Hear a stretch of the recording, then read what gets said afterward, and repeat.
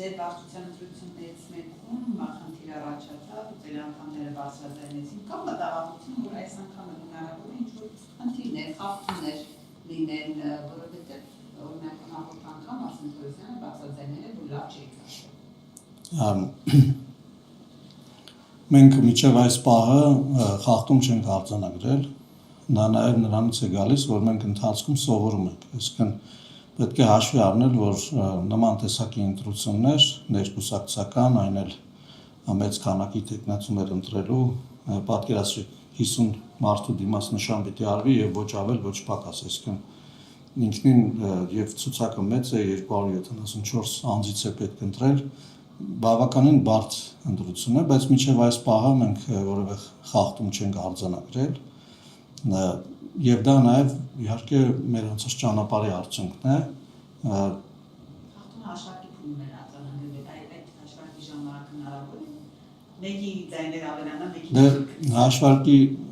ես բացառում եմ նման տարբերակը, որովհետեւ ունենալով լավ կազմակերպված ընտրական փուլ եւ ունենալով նաեւ այդ փորձը, որը ունեցել ենք իր դժվարություններով, որոշակի տեխնիկական սխալներով, մեզ նաեւ սովորեցրել է նոր գործիքներ կիրառել, ուշադիր լինել այն տեղերում, որտեղ կարելի է սխալվել նման մեծ ընտրությունների, ռեյտինգային ընտրությունների դեպքում, եւ այդ փորձի հիման վրա մենք լավագույնս կազմակերպելու ենք նաեւ հաշվարկի փուլը։ Ես դրա համար էր, որ չխոստացա, որ ընթացքում մենք կհրապարակենք տվյալները, որ հենց այդ նմանատիպ տեխնիկական սխալներից խուսափենք, հանկարծ այնպես չստացվի, որ որևէ տեխնացուի անվան դիմաց ինչ-որ թիվ ենք գրում, մեկ էլ վերջում վերահաշվարկների եւ ճշտումների արդյունքում ստացվում այդ թիվը մի հատով ավել կամ պակաս է, պատկերացրեք 274 նման տեխնացուներ կան եւ ասենք ստվեր գծվի այդ ամբողջ process-ի վրա, որը ամենաբարձր մակարդակով կազմակերպված է, այդ տեխնիկական խնդիրներից խուսափելու համար մենք լավագույնս կհաշվարկենք, կհամոզվենք, որ որևէ